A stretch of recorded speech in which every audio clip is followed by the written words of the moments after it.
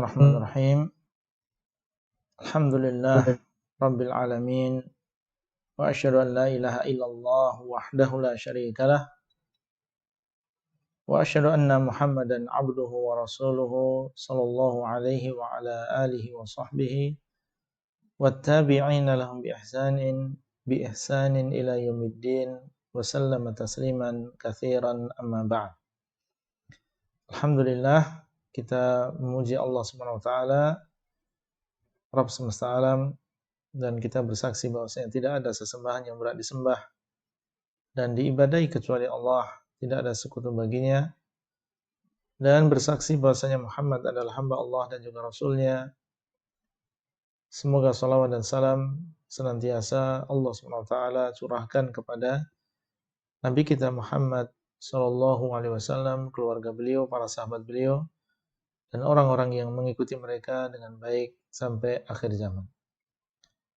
Para jamaah dan juga ikhwah, para akhwat di Masjid Al-Ikhlas Dukuh Bima yang dimuliakan oleh Allah. Demikian pula para peserta kajian secara umum pada malam hari ini. Insyaallah akan kita lanjutkan bersama pembahasan kitab Al-Baqiyatus Shalihat yang ditulis oleh Fadilatul Syekh Shalih Ibn Abdullah Al-Utsaimin hafizahullah ta'ala, yang berisi tentang zikir-zikir yang disyariatkan setelah sholat 5 waktu. Dua zikir yang pertama sudah kita bahas. Yang pertama adalah beristighfar 3 kali. Kemudian yang kedua adalah mengatakan Allahumma antas salam wa minkas salam tabarakta ya dzal jalali wal ikram. Maka insyaallah pada kesempatan kali ini kita akan membahas zikir yang ketiga yang disunahkan dan disyariatkan setelah sholat 5 waktu. Nah, silakan dibaca.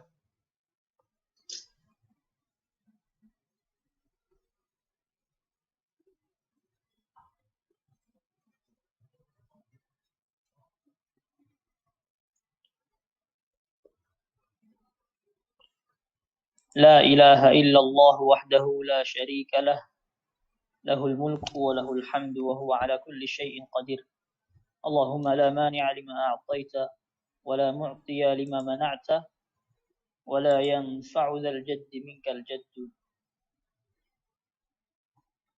مرة واحدة. Nah.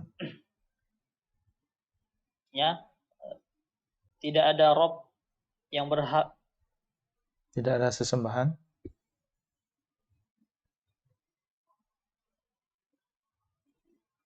ya, tidak ada sesembahan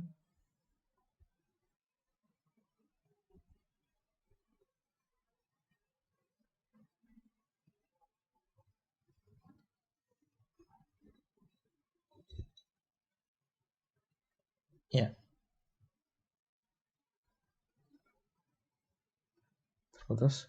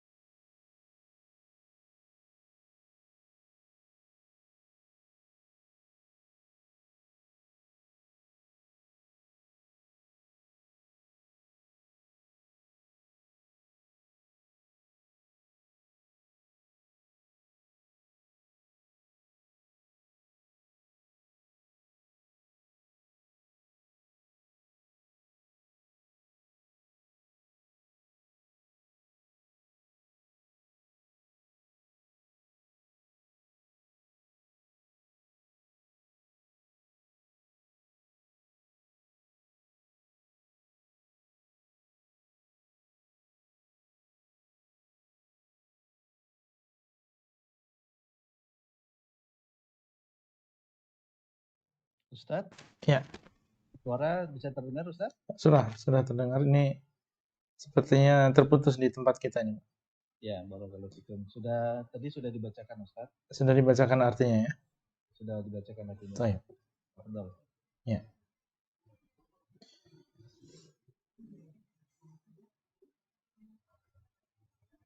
Kef, bisa langsung dimulai. Zikir yang ketiga yang disebutkan oleh Syekh Hafizahullah Ta'ala adalah La ilaha illallah wahdahu la syarikalah lahul mulku wa lahul hamdu wa huwa ala kulli syai'in qadir. Allahumma la mani'a lima a'taita wa la mu'tiya lima mana'ta wa la yanfa'u dzal jaddi minkal jaddu. Maratan wahidah. Maratan wahidah artinya adalah dibaca sekali. Ini adalah zikir yang ketiga yang disunahkan untuk dibaca setelah sholat 5 waktu. Dan ini untuk keseluruhan sholat 5 waktu. Dari sholat subuh sampai sholat isya. Maka masing-masing dari sholat 5 waktu tadi, setelah kita mengucapkan salam, di antara yang disunahkan adalah zikir ini. Apa dasarnya? Dasarnya adalah sebuah hadis yang diriwayatkan oleh Bukhari dan juga Muslim. Muttafaqun alaih. An Warrad Katibil Mughirah ibn Syu'bah. Dari Warrad, penulisnya atau tukang atau juru tulisnya Al-Mughirah ibn Syu'bah, seorang sahabat Nabi SAW. Beliau menceritakan, Amla alayya Al-Mughirah ibn Syu'bah. Al-Mughirah ibn Syu'bah mengimla kepadaku. Yaitu maksudnya adalah Al-Mughirah ibn Syu'bah radhiyallahu ta'ala anhu, beliau mengucapkan, kemudian Warrad ini beliau menulis. Mendikte ya, kalau dalam bahasa kita. Didikte oleh Al-Mughirah ibn Syu'bah. Fi kitabin ila Muawiyah. Di dalam sebuah kitab, maksudnya adalah di dalam sebuah surat. Karena Al-Mughirah, Allahu a'lam, di situ beliau juga sebagai seorang yang memiliki jabatan dan beliau memiliki juru tulis atau sekretaris. Kemudian Muawiyah juga demikian, memiliki jabatan. Maka penulis dari Al-Mughirah bin Syu'bah ini menceritakan apa yang ditulis oleh atau yang didiktekan oleh Al-Mughirah bin Syu'bah. Anna Nabiya sallallahu alaihi wasallam kana yaqul. Bahwasanya Nabi sallallahu alaihi wasallam dahulu mengucapkan fi duburi kulli salatin maktubah. Di setiap selesai solat 5 waktu atau solat yang diwajibkan, solat 5 waktu. Iya. Kenapa di sini Al-Mughirah bin Syu'bah beliau menulis tentang perkara ini? Di dalam sebuah riwayat yang lain disebutkan bahwasanya Muawiyah bin Abi Sufyan radhiyallahu taala anhuma sebelumnya beliau menulis surat terlebih dahulu kepada Al-Mughirah bin Syu'bah. Yang isinya, "Uktub ilayya ma sami'ta an-nabiy sallallahu alaihi wasallam yaqul khalfas shalah." Tulislah kepadaku ya apa yang engkau dengar dari Nabi sallallahu alaihi wasallam. Apa yang beliau ucapkan setelah salat. Ya, ini yang diminta oleh Muawiyah bin Abi Sufyan. Dari sini kita mengetahui para jamaah sekalian bagaimana keutamaan para sahabat radhiyallahu taala dengan kedudukan yang tinggi yang mereka miliki sebagai seorang gubernur, sebagai seorang pemimpin. namun ternyata mereka memiliki perhatian yang besar terhadap sunnah Nabi SAW. Bayangkan, meminta kepada Mughirah bin Syu'bah menulis sebuah surat, meminta kepada Mughirah untuk menuliskan zikir apa yang diucapkan oleh Nabi SAW setelah sholat, apa yang dia dengar, sesuai dengan yang dia dengar. Menunjukkan ya bahwasanya seorang pemimpin, bagaimanapun kesibukan dia di dalam memimpin rakyatnya, dalam mengurus urusan masyarakatnya, maka hendaklah dia tidak melupakan yang dinamakan dengan zikrullah, terutama zikir setelah sholat 5 waktu. Dan diharapkan seseorang yang menjaga zikir kepada Allah, mengingat Allah di dalam ya setiap sholat 5 waktu, pagi dan juga sore, dan pada kesempatan-kesempatan yang lain, ini justru akan memudahkan urusannya. Memudahkan urusannya, bukan mempersulit dan mempersempit perkaranya. Justru akan memudahkan urusannya. Iya. Demikian pula akan diberkahi waktunya. Nah, dan diberikan kekuatan untuk menyelesaikan berbagai urusan. Diharapkan orang yang menjaga zikrullah azza wa jalla akan mendapatkan ketenangan dan akan mendapatkan kemudahan di dalam urusan. Karena sebagian mungkin dia diberikan waswas oleh syaitan, kamu adalah orang yang penting, kamu adalah orang yang punya kesibukan, ya, sehingga orang seperti kamu mendapatkan ulur untuk tidak membaca zikir setelah sholat 5 waktu. Bayangkan, kalau demikian keadaan para sahabat yang mereka memiliki kesibukan, lalu bagaimana dengan kita yang terkadang kita tentunya nggak sesibuk mereka? Masihkah ada di antara kita yang beralasan untuk meninggalkan zikir yang disunahkan setelah sholat 5 waktu dengan alasan ini dan alasan itu? Ini seorang Muawiyah bin Abi Sufyan menulis kepada Al-Mughirah bin Syu'bah. Taib. Kemudian anna Nabiya sallallahu alaihi wasallam, bahwasanya Nabi sallallahu alaihi wasallam dahulu mengucapkan setelah atau di belakang setiap sholat yang wajib. Dan makna dubur di sini adalah setelah. Dan sepertinya sudah pernah kita sampaikan, terkadang dubur maksudnya adalah setelah sholat, dan terkadang maksudnya adalah di akhir sholat sebelum salam. Jadi terkadang sebelum salam, terkadang maksudnya adalah setelah salam. Ya, dan jadi maksud di sini adalah setelah salam. Karena yang disebutkan di sini adalah zikrullah. Dan Syekh Utsaimin rahimahullah ketika beliau menjelaskan tentang permasalahan ini menyebutkan bahwa kalau isinya adalah doa maka ini dibaca sebelum salam. Tapi kalau isinya adalah zikrullah maka dibaca setelah salam. Itu untuk membedakan mana dubur yang maknanya adalah setelah sholat dan mana dubur yang maknanya adalah di akhir sholat sebelum salam. Kemudian beliau mengatakan, La ilaha illallah wahdahu la syarikalah, lahul mulku wa lahul hamdu wa huwa ala kulli syai'in qadir. Allahumma la mani'a lima a'taita wa la mu'tiya lima mana'ta wa la yanfa'u dzal jaddi minkal jadd. Ini di antara yang didengar oleh Al-Mughirah bin Syu'bah dibaca oleh Nabi SAW setelah salat. Baik.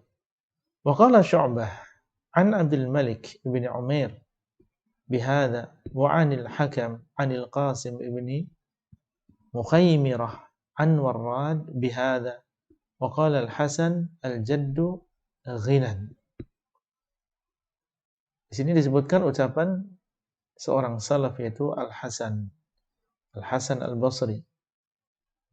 Beliau mengartikan al-jaddu di sini adalah ghinan, yaitu kekayaan. Baik, hadis ini sekali lagi dikeluarkan oleh Al-Imam Al-Bukhari di dalam sahihnya dan juga Imam Muslim dalam sahihnya. Kita tidak ragu tentang kesahihan dari hadis ini. Dan jelas ini menunjukkan tentang disyariatkannya zikir yang mulia ini, ya, dan disunahkannya untuk dibaca oleh setiap muslim dan juga muslimah setelah sholat 5 waktunya. Sekarang kita ingin mengetahui tentang makna, ya, dan juga penjelasan arti dan apa yang terkandung di dalam zikir yang mulia ini. Dan seharusnya seorang muslim dan juga muslimah ketika dia mengingat Allah mengetahui makna dari apa yang dia ucapkan. Memang sekedar dia mengucapkan dapat pahala. Namun kalau dia memahami, selain dia mendapatkan pahala, dia juga akan menambah keimanan dia. Karena zikrullah disyariatkan bukan hanya sekedar dibaca begitu saja, diucapkan tanpa dipahami maknanya, tapi maksudnya adalah untuk dipahami maknanya. Karena kalau kita memahami maknanya, ini akan berpengaruh kepada keimanan seseorang. Allah mengatakan, alladzina amanu wa tatma'innu qulubuhum bidzikrillah. Ala bidzikrillah tatma'innul qulub.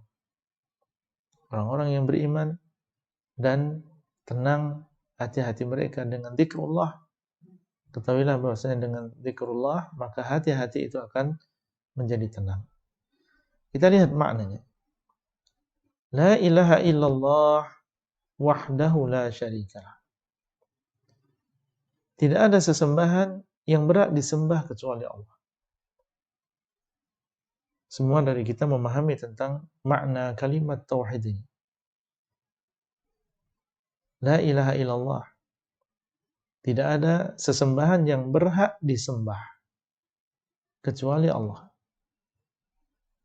Kalimat tauhid yang dengannya atau dengan sebabnya seseorang masuk ke dalam surga.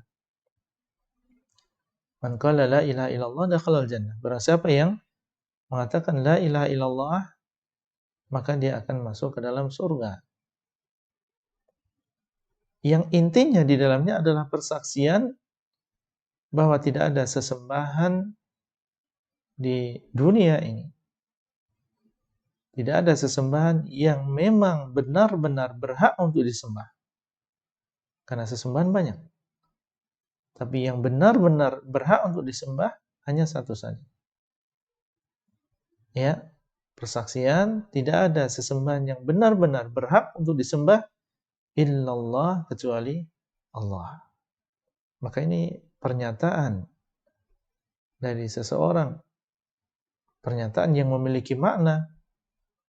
Kalau kita memang sudah menyatakan bahwa tidak ada sesembahan yang berhak disembah kecuali Allah, maka kita harus jujur, kita harus konsekuen, kita harus mengamalkan, kita harus konsisten dengan apa yang kita ucapkan.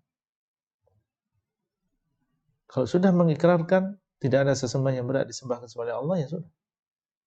Jangan kita bertawakal kepada wali fulan. Jangan kita berdoa kepada syekh fulan. Jangan kita takut kepada selain Allah. Jangan kita mendahulukan dunia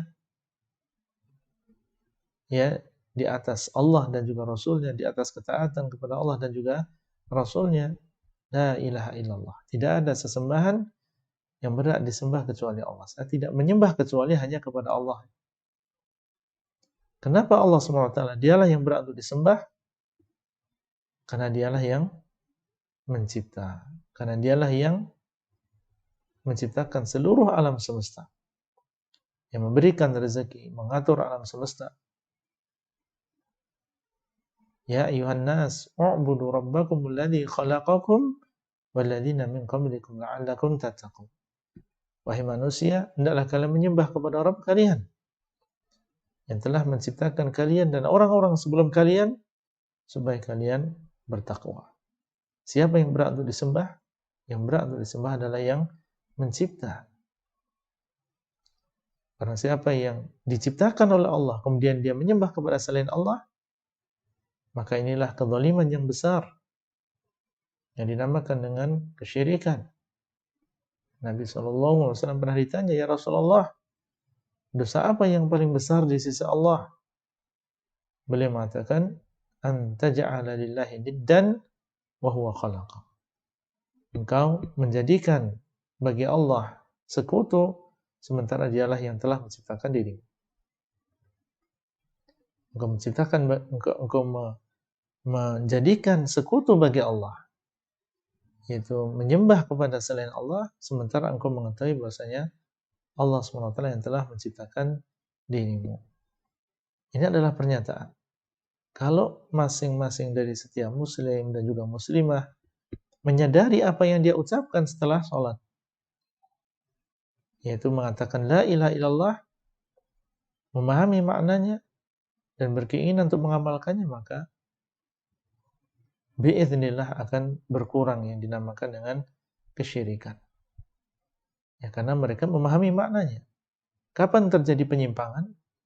Ketika seseorang tidak memahami apa yang dia ucapkan, atau dia memahami tapi dia tidak mengamalkan terhadap apa yang dia pahami. Baik, la ilaha illallah. Kemudian wahdahu la syarikalah. Wahdah artinya dia saja. Dia saja. Dan ini menguatkan kalimat illallah. Kecuali Allah dikuatkan dengan kata apa? Wahdah. Hanya dia saja. Tidak ada sesembahan yang berat disembah kecuali Allah. Hanya dia saja. La syarikalah. Tidak ada sesembahan atau tidak ada sekutu baginya. La syarikalah. Tidak ada sekutu baginya. Ini adalah penguat dari kata la ilaha. La ilaha, kita menafikan seluruh sesembahan selain Allah. Kita nafikan lagi dengan mengatakan la syarikalah. Tidak ada sekutu baginya. Di wahdahu, ini adalah penguat terhadap kalimat illallah. Sedangkan la syarikalahu adalah penguat bagi kalimat la ilaha. Sehingga ketika seorang mengatakan la ilaha illallah wahdahu la syarikalah, diulang lagi olehnya dan dikuatkan. Karena ini adalah kalimat yang agung yang dengannya seseorang memiliki modal untuk masuk ke dalam surganya Allah SWT. La ilaha illallah wahdahu la syarikalah. Kemudian setelahnya lahul mulku. Lahul mulku, hanya bagi Allah seluruh kerajaan. Hanya bagi Allah seluruh kerajaan, yaitu kerajaan yang ada di langit maupun yang ada di bumi. Yang tidak mengetahui tentang luasnya kecuali Allah.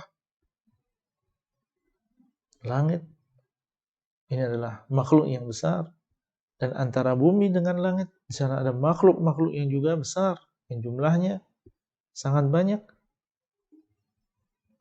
Maka Allah SWT dialah yang memiliki seluruh kerajaan. Kerajaan yang ada di atas sana maupun kerajaan yang ada di bumi. Lahul mulk. Dan di dalam bahasa Arab, ketika jar dan juga majrur didahulukan seperti dalam kata ini, lahu ini didahulukan daripada al-mulku. Asalnya apa? Al-mulku lahu. Tapi ketika didahulukan menunjukkan tentang pengkhususan. Artinya kerajaan yang ada di langit maupun yang ada di bumi adalah milik Allah. Kita termasuk penduduk bumi. Kita termasuk penduduk bumi. Dan kita berada di dalam kerajaan Allah. Maka ketahuilah bahwasanya kita dan harta yang kita miliki, anak dan istri kita yang bersama kita, dan seluruh apa yang ada di sekitar kita, maka itu adalah milik Allah. Allah SWT yang merajainya, Allah yang menguasainya. Apa hubungannya dengan la ilaha illallah wahdahu la syarikalah? Hubungannya, zat yang memiliki seluruh kerajaan ini, maka itulah yang berhak untuk disembah. Zat yang memiliki seluruh kerajaan ini, maka itulah yang berhak untuk disembah. Adapun makhluk yang dia tidak memiliki meskipun hanya seujung kuku,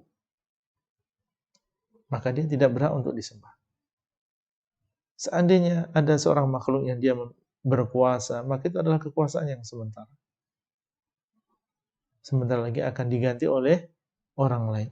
Dia akan meninggal dunia atau akan diganti oleh orang lain. Itulah keadaan raja-raja yang ada di bumi. Adapun Allah SWT, maka dialah Al-Malikul Haq. Allah SWT dialah raja yang sebenarnya. Dan ini mengingatkan kita, kalau misalnya seluruh kerajaan adalah milik Allah, ya, seseorang ketika dia mendapatkan kenikmatan, maka dia tidak menyombongkan dirinya di depan orang lain. Karena dia menyadari bahwa nikmat yang dia miliki ini adalah milik Allah. Ini adalah milik Allah. Allah titipkan kepada seseorang. Dan suatu saat Allah akan mengambilnya. Dia memiliki anak yang membanggakan, dia memiliki istri yang membanggakan, dia memiliki suami yang membanggakan. Ketahuilah bahwasanya itu adalah milik Allah, yang kelak akan diambil kembali oleh Allah. Maka ketika seseorang menyadari lahul mulk, hanya bagi Allah seluruh kerajaan ini, dia tidak menyombongkan diri ketika mendapatkan kenikmatan. Dia sadar itu adalah milik Allah, dititipkan sementara kepada kita, dan kita akan diminta pertanggungjawaban kelak. Apakah kita menunaikan atau melaksanakan apa yang sudah dibebankan oleh Allah, yang sudah diamanatkan oleh Allah, atau tidak. Demikian pula ketika kita mengetahui bahwasanya lahul mulk, semuanya adalah milik Allah. Ketika seseorang mendapatkan musibah di dalam hartanya, di dalam orang-orang yang ada di sekitarnya, ada di antara mereka yang kehilangan anaknya, ada di antara mereka yang kehilangan orang tuanya. Ini kita dengar setiap waktunya. Fulan kehilangan putranya, fulan kehilangan putrinya, fulan bapaknya meninggal, fulan ya istrinya meninggal, dan seterusnya. Orang yang mengucapkan kalimat lahul mulk, semuanya adalah milik Allah, maka dia menyadari bahwasanya memang harta dan orang-orang yang ada di sekitar kita dan kita sendiri adalah milik Allah. Makanya dalam hadis, di antara ucapan yang kita ucapkan kepada saudara kita yang terkena musibah, mengatakan inna lillahi ma akhadh wa lahu ma a'ta wa kullu syai'in indahu bi ajalin musamma. Sesungguhnya milik Allah apa yang dia ambil, dan sesungguhnya milik Allah apa yang dia beri. Apa yang Allah berikan kepada kita adalah milik Allah. Apa yang diambil oleh Allah itu adalah milik Allah memang. Wa kullu syai'in indahu bi ajalin musamma. Dan segala sesuatu di sisi Allah adalah dengan waktu yang sudah ditentukan oleh Allah, tidak selamanya. Kalimat ini kalau didengar oleh orang yang terkena musibah dan dia memahami maknanya, maka insya Allah akan meringankan kesedihan yang ada dalam dirinya. Sehingga zaman dahulu ada seorang sahabiyah yang salihah, ya, putranya meninggal dunia. Kemudian dia ingin memberitahu kepada suaminya, dan saat itu suaminya sedang pulang dari atau baru pulang dari luar, dari kerjaan atau urusan yang lain. Kemudian dia ingin memberitahu tentang keadaan anaknya, dan anaknya sudah meninggal dunia, tapi dia tahu bahwa suaminya ini sangat mencintai putranya. Ya, sangat mencintai putranya ini, dan sang suami mengetahui bahwasanya anaknya memang dalam keadaan sakit. Ketika suami ini datang, dia bertanya, bagaimana keadaan si fulan? Maka istri yang salihah ini mengatakan bahwasanya anak kita lebih tenang daripada sebelumnya. Dan dia maksudnya adalah lebih tenang karena memang dia sudah meninggal dunia. Kemudian setelah itu dilayani, dan setelah sesuai dengan kondisi, Maka sang istri ini mengatakan kepada suaminya, bagaimana pendapatmu seandainya ada sebuah kaum yang mereka meminjami kita sesuatu, ya, kemudian suatu saat mereka ingin mengambil pinjaman tadi, apakah mereka salah atau mereka menzalimi? Kurang lebih demikian. Maka sang suami mengatakan, tentunya tidak, itu kan memang harta milik dia, milik mereka, dititipkan kepada kita. Mereka mengambil kapan saja, itu hak mereka, karena itu memang harta mereka. Kemudian barulah sang istri mengatakan bahwasanya si fulan itu adalah milik Allah dan Allah telah mengambilnya. Ya, ini menunjukkan bagaimana pemahaman para sahabat radhiyallahu taala anhum. Dan pentingnya kita memahami makna lahul mulk, hanya milik Allah kerajaan, yaitu kerajaan langit dan juga bumi ini. Kemudian walahul hamdu, dan hanya milik Allah pujian. Hanya milik Allah pujian. Kalau Allah SWT, dialah yang memiliki kerajaan langit dan bumi, dan dialah yang tidak ada sesembahan yang berhak untuk disembah kecuali dia, maka dialah yang berhak untuk dipuji. Ya, dan Allah SWT dipuji karena Allah SWT memiliki nama-nama yang husna dan juga sifat-sifat yang ulia, yang menunjukkan tentang kesempurnaan Allah. Orang yang mengatakan Alhamdulillah, segala puji bagi Allah, berarti maknanya adalah dia telah menetapkan seluruh sifat kesempurnaan bagi Allah. Demikian pula orang yang mengatakan walahul hamdu, hanya milik Allah seluruh pujian. Berarti orang yang mengatakan walahul hamdu, dia telah memuji Allah dan telah menetapkan seluruh sifat kesempurnaan bagi Allah. Contoh misalnya, di antara sifat Allah adalah ilmu, mengetahui. Maka seorang yang mengatakan walahul hamdu, dia telah menetapkan bahwasanya Allah memiliki ilmu yang sangat sempurna, yang paling sempurna. Ya. Ketika seseorang mengatakan walahul hamdu, dan dia mengetahui bahwasanya Allah SWT memiliki sifat ya al-maghfirah, yaitu yang mengampuni. Sifat mengampuni. Maka dia menetapkan bahwasanya Allah SWT memiliki sifat maghfirah yang sempurna. Kemudian ketika dia menetapkan sifat pendengaran bagi Allah, maka dia menetapkan dan meyakini bahwasanya Allah memiliki sifat mendengar yang sempurna. Seluruh suara sekecil apapun dan diusahakan untuk disembunyikan oleh seseorang, maka itu akan terdengar. Allah SWT mendengar. Dan seterusnya. Artinya orang yang mengatakan walahul hamdu, dan bagi Allah pujian, berarti dia telah menetapkan seluruh sifat kesempurnaan bagi Allah. Allah itu sempurna segala-galanya. Tidak ada kekurangan sedikit pun, tidak ada sifat kurang sedikit pun, sifat aib sedikit pun pada diri Allah SWT. Ya. La ilaha illallah wahdahu la syarikalah, lahul mulku wa lahul hamdu. Setelah itu, wa huwa ala kulli syai'in qadir. Wa huwa ala kulli syai'in qadir. Ya, dan dialah Allah SWT yang maha mampu untuk melakukan segala sesuatu. Innama amruhu idza arada syai'an ayyaqula lahu kun fayakun. Sungguhnya urusan Allah, apabila Allah menghendaki sesuatu adalah tinggal mengatakan kun. Jadilah fayakun, maka akan terjadi apa yang Allah inginkan. Tidak ada sesuatu yang tidak bisa dilakukan oleh Allah. Allah bisa untuk menyelesaikan urusan kita. Allah bisa untuk menyelesaikan permasalahan kita serumit apapun, pasti bisa diselesaikan dan ya, dicarikan jalan keluar, diberikan jalan keluar oleh Allah SWT.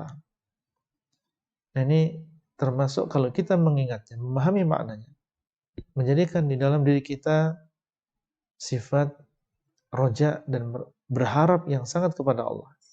Allah mampu untuk melakukan segala sesuatu. Allah mampu untuk menolong saya. Allah mampu untuk menyembuhkan anak.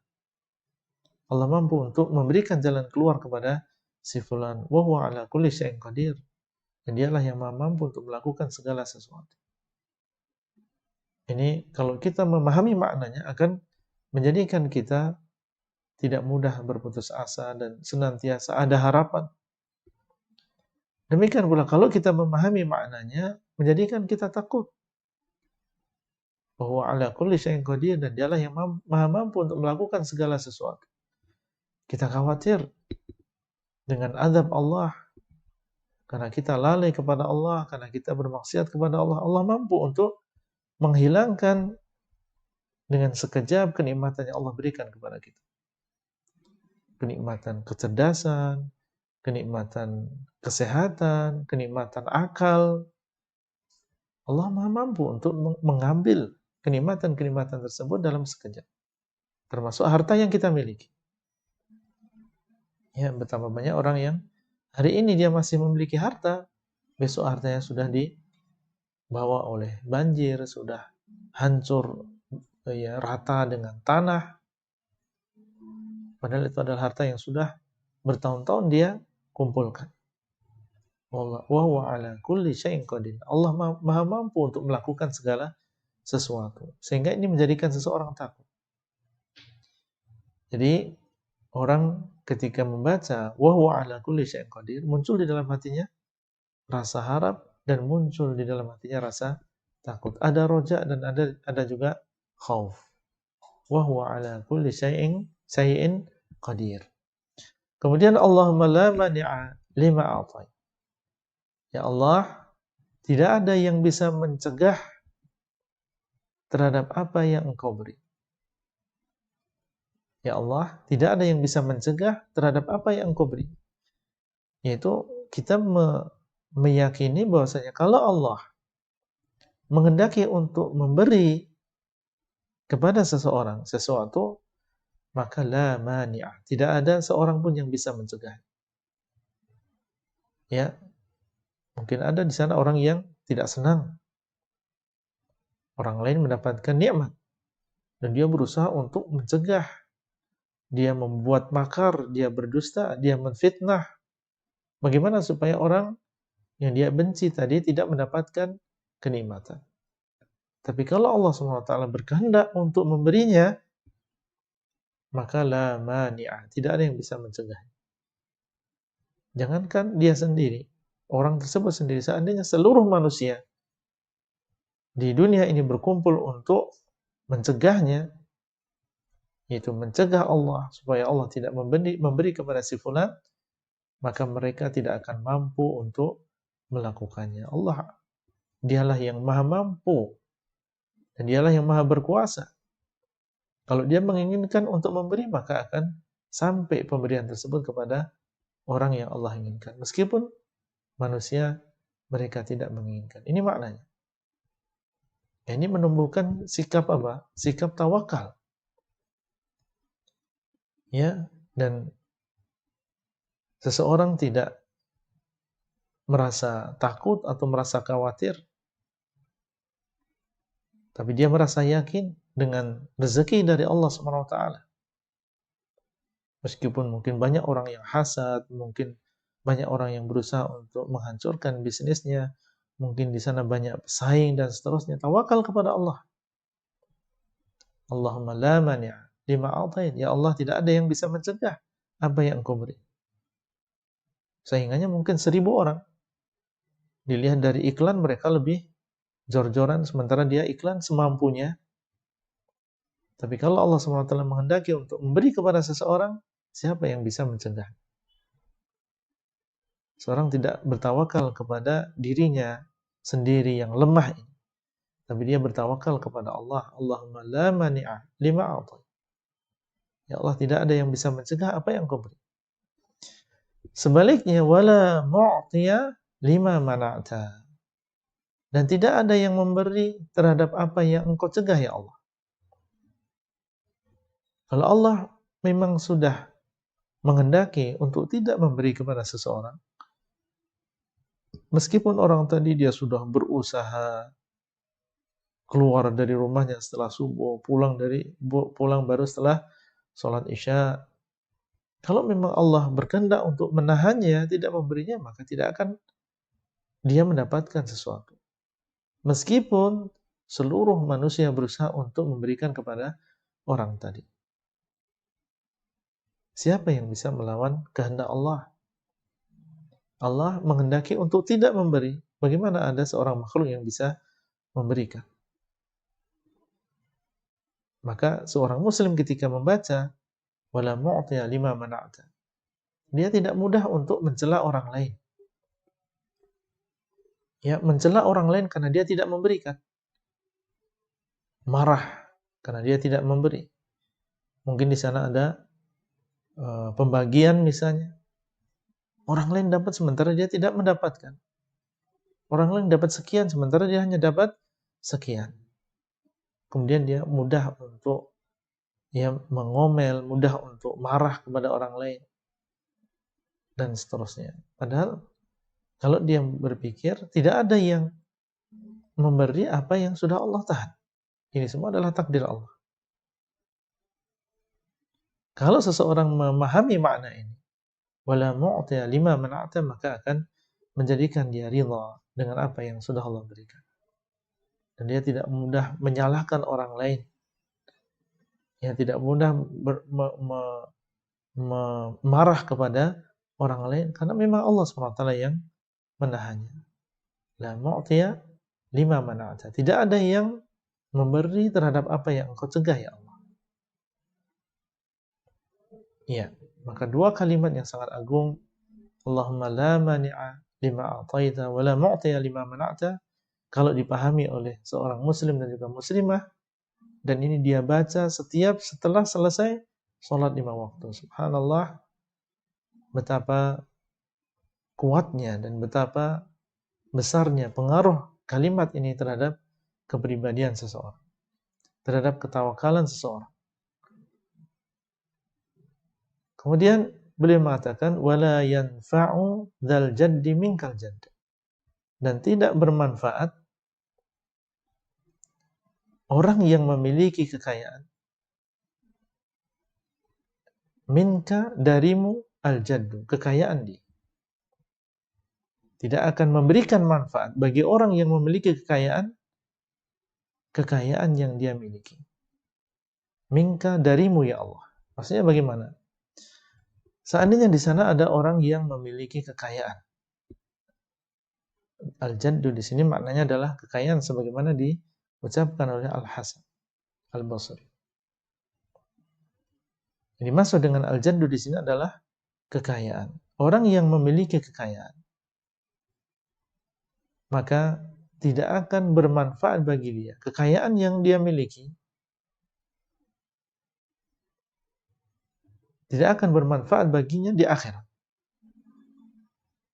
Kalau Allah SWT menghendaki untuk mengadab dia karena kemaksiatan yang dia lakukan, karena kekufuran yang dia lakukan, karena kesyirikan yang dia lakukan, apakah harta yang dia miliki di dunia ini bermanfaat bagi orang tersebut? Wala yanfa'u dzal jaddi minkal jadd. Tidak akan bermanfaat harta bagi orang yang memiliki harta di hari kiamat. Kalau Allah SWT menghendaki untuk mengadab orang tersebut. Ya. Dalam sebuah ayat Allah SWT menceritakan tentang bagaimana ucapan orang-orang kafir yang mereka di dunia diberikan oleh Allah harta, diberikan oleh Allah kekuasaan. Ya laitaha kanatil qadiyah ma aghna anni maliyah halaka anni sultani. Dia mengatakan berangan-angan seandainya azab ini adalah azab yang mematikan aku. Seandainya diadab sekali langsung mati sehingga tidak merasakan lagi kepedihan azab tersebut. Itu yang dia inginkan. Kemudian dia mengatakan ma aghna anni maliyah. Tidak bermanfaat untukku hartaku. Dia mengatakan demikian. Ma aghna anni maliyah. Tidak bermanfaat untukku hartaku. Harta yang sudah aku kumpulkan di dunia, yang aku berangan-angan seandainya aku sudah tua, aku bisa tinggal merasakan harta tersebut. Ya, ternyata apa? Tidak bermanfaat bagi seseorang di akhir. Halaka anni sultaniyah. Tidak bermanfaat bagiku atau telah hilang dariku sultaniyah, kekuasaanku. Dia sebagai seorang pimpinan, dia sebagai seorang pembina, dia sebagai seorang ketua, itu di dunia. Apakah bermanfaat kelak di akhirat? Dia mengatakan halaka anni sultaniyah. Kekuasaan tersebut sudah hilang. Jangankan dia, para penguasa yang memiliki kekuasaan lebih daripada itu, tidak bermanfaat bagi mereka kekuasaan mereka. Bahkan banyak yang justru kekuasaan yang dia miliki di dunia ini malah menjadi kehinaan tersendiri di hari kiamat, justru menjadi penyesalan tersendiri di hari kiamat. Sebagaimana dikabarkan oleh Nabi SAW. Karena memang yang namanya kekuasaan melalaikan, bisa menjadikan orang zalim, ya, menjadikan seseorang sombong, menjadikan seseorang lalai dari zikrullah. Ya, kecuali orang yang dirahmati oleh Allah SWT. Ini menunjukkan yang bermanfaat di hari kiamat adalah al-amalus salih. Ya, yang bermanfaat di hari kiamat adalah al-amalus salih, amal yang saleh. Sebagaimana firman Allah Azza wa Jalla, "Wa tilkal jannatu allati uristumuha bima kuntum ta'malun." Dan itu adalah surga yang diwariskan kepada kalian dengan sebab apa yang kalian lakukan. Dengan sebab apa yang kalian lakukan. Dan di dalam Al-Quran juga Allah mengatakan, ya bima aslaftum fil ayyamil khaliyah. Dengan apa yang sudah kalian lakukan berupa amalan di dunia, fil ayyamil khaliyah. Di dalam hari-hari yang kosong. Kalian gunakan untuk beribadah kepada Allah. Itulah yang bermanfaat. Itulah yang bermanfaat bagi seseorang di akhir. Bukan kekayaan.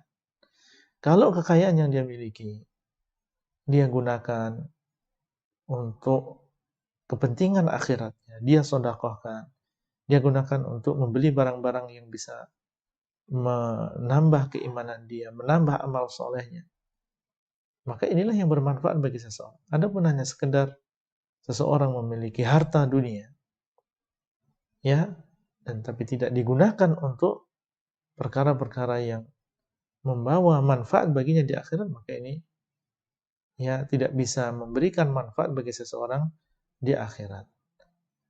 Baik, itu adalah makna dari sabda Nabi SAW yang berisi tentang zikir, ya, di antara zikir-zikir yang dibaca oleh Nabi SAW setelah sholat 5 waktu. Kita ulangi, la ilaha illallah wahdahu la syarikalah, lahul mulku wa lahul hamdu wa huwa ala kulli syai'in qadir. Allahumma la mani'a lima a'taita wa la mu'tiya lima mana'ta wa la yanfa'u dzal jaddi minka al jaddu. Mungkin itu yang bisa kita sampaikan pada kesempatan kali ini, dan semoga apa yang kita sampaikan ini bermanfaat meskipun sedikit, bisa diamalkan dalam kehidupan kita sehari-hari. Dan silakan mungkin Anda yang bertanya, kita dahulukan pertanyaan yang berkaitan dengan materi. Barakallahu fikum. Waalaikumsalam warahmatullahi wabarakatuh. Jazakallahu khairan atas ilmu yang telah disampaikan. Izin untuk membacakan beberapa pertanyaan yang sudah masuk, Ustaz. Ya.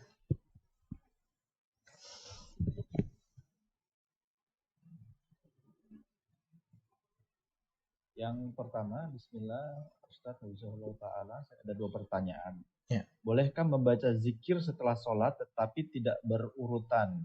Yang kedua, bolehkah setelah sholat subuh dan asar membaca ayat kursi dan 3 surat kul sebanyak 3 kali dengan niat zikir ba'da sholat dan zikir pagi petang? Syukron, jazakumullah khairan, barakallahu fikum jami'an. Demikian Ustaz. Ya, untuk pertanyaan yang pertama, apakah harus berurutan? Yang diutamakan yang kita baca adalah istighfar, sebagaimana telah berlalu. Astaghfirullah, astaghfirullah, astaghfirullah. Kemudian membaca Allahumma antas salam wa minkas salam tabarakta ya dzal jalali wal ikram. Itu diutamakan demikian. Setelahnya maka urutannya bebas. Antum membaca zikir ini yang baru saja kita belajar ini, atau kita membaca tasbih terlebih dahulu, ya, tahmid, takbir, atau kita membaca ayat kursi terlebih dahulu. Maka ini wallahu taala alam, tidak ada di sana ketentuan harus memiliki urutan tertentu. Tapi untuk yang pertama maka membaca astagfirullah, karena ini yang sesuai. Dan setelah seseorang salam, maka yang pertama kali dia ucapkan adalah istighfar. Ia mengatakan astagfirullah, astagfirullah. Di antara hikmahnya adalah kita memohon ampun kepada Allah atas kekurangan yang kita lakukan selama dalam keadaan sholat. Mungkin di sana ada ketidakkhusyukan, di sana ada kelalaian ketika dalam keadaan sholat.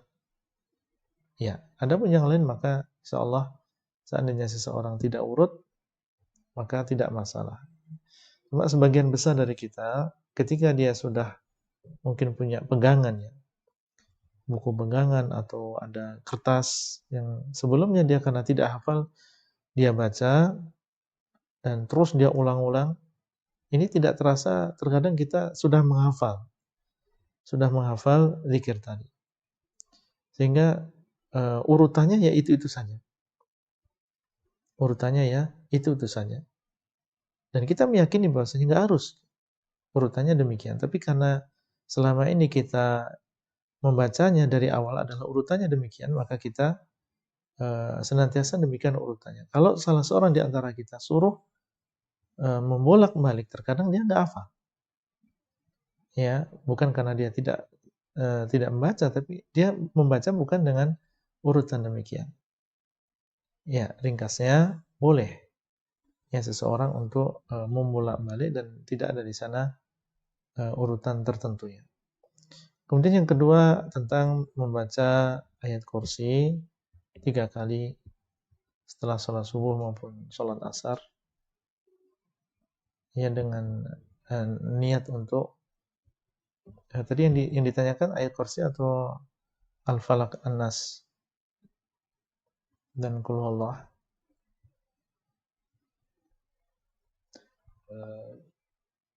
Ayat kursi dan 30 Ustaz. Baik, ala kulli hal yang disunahkan untuk sholat 5 waktu ini membaca qul huwallah, qul a'udzu birabbin nas, qul a'udzu birabbil falaq sekali-sekali. Ya, baik sholat subuh, zuhur, asar, maghrib, isya. Ayat kursi juga demikian, dibaca sekali. Untuk zikir pagi dan petang ini lain lagi. Ya, untuk zikir pagi dan petang ini lain lagi. Zikir pagi dan petang kita membaca qul huwallah 3 kali, al-falaq 3 kali, an-nas 3 kali. Kemudian membaca ayat kursi sekali. Jadi kita usahakan bisa mendatangkan atau membaca untuk zikir setelah subuh dan juga setelah asar. Demikian pula zikir untuk sholat asar dan juga sholat subuh. Dan bukan sesuatu yang lama. Bukan sesuatu yang lama. Hanya membaca qul huwallah 3 kali, al-falaq 3 kali, an-nas 3 kali. Bukan sesuatu yang lama. Hanya butuh beberapa menit saja. Nah, wallahu ta'ala a'lam. Barakallahu fikum, jazakallahu khairan Ustaz atas jawabannya. Izin untuk membacakan pertanyaan selanjutnya dan sepertinya ini adalah pertanyaan kita yang terakhir Ustaz. Ya. Bismillah, afwan Ustaz izin bertanya, apabila setelah sholat belum sempat berzikir dan langsung berdoa, apakah boleh zikirnya dilanjut sambil bekerja? Jazakallahu khairan Ustaz. Demikian Ustaz. Setelah sholat, ini yang disunahkan adalah berzikir. Adapun berdoa, maka diusahakan dilakukan ketika dalam keadaan sholat, yaitu ketika sujud atau sebelum salam. Ketika sujud atau ketika sebelum salam. Itu adalah dua tempat untuk melakukan melakukan doa. Adapun setelah zikir, maka yang disunahkan adalah setelah salam, maka yang disunahkan adalah berzikir. Sebelum salam, itu yang disunahkan adalah berdoa, demikian pula sujud itu berdoa. Setelah salam, maka yang disunahkan adalah berzikir. Jadi kalau pertanyaan tadi, setelah salam saya langsung melakukan doa, maka kita katakan justru yang afdal, yang sesuai dengan sunnah adalah kita berzikir. Yang sesuai dengan sunnah adalah berzikir. Kemudian kalau memang kita terbentur dengan waktu, kita berzikir sesuai dengan kemampuan. Bisa kita berzikir sambil berjalan, sambil kita memakai sepatu, sambil kita berjalan menuju tempat bekerja, sambil mengatakan subhanallah, subhanallah, subhanallah. Kemudian baca qul huwallah, baca qul a'udzu birabbin nas. Nah, barakallahu fikum. Assalamualaikum warahmatullahi Ustaz. Jazakallahu khairan atas ilmu dan jawaban atas pertanyaan-pertanyaan yang telah masuk Ustaz. Ya. Dan sebelum kita tutup, mohon nasihatnya Ustaz terkait dengan zikir-zikir setelah sholat. Mungkin karena seringkali sebagian dari kita tergesa-gesa ketika setelah selesai sholat, sehingga mungkin saja kurang memberikan perhatian terhadap zikir ini Ustaz. Mohon nasihatnya Ustaz. Seperti yang tadi kita sampaikan, dan kita mendengar sendiri bahwasanya seseorang ketika dia memahami zikir yang dia baca, maka ini sebenarnya dia menasihati dirinya sendiri. Ya, dia akan mengambil manfaat yang sangat besar dari pemahaman dia. Dia mendengar sekali saja, itu sangat berpengaruh pada dirinya. Bagaimana seandainya dia itu mengulang zikir tersebut 5 kali sehari dan memahami maknanya, tentunya ini akan membawa pengaruh yang besar pada keimanan seseorang, pada ketawakulan seseorang. Maka ini mendorong diri kita untuk lebih bersemangat kembali untuk mendalami dan memahami zikir-zikir yang diajarkan oleh Nabi SAW. Mungkin itu yang bisa kita sampaikan pada malam hari ini, dan semoga Allah SWT memudahkan pertemuan kita pada kesempatan yang akan datang. Wassallallahu ala nabiyina Muhammad wa ala alihi wa sahbihi ajma'in. Wassalamualaikum warahmatullahi wabarakatuh. Waalaikumsalam warahmatullahi wabarakatuh.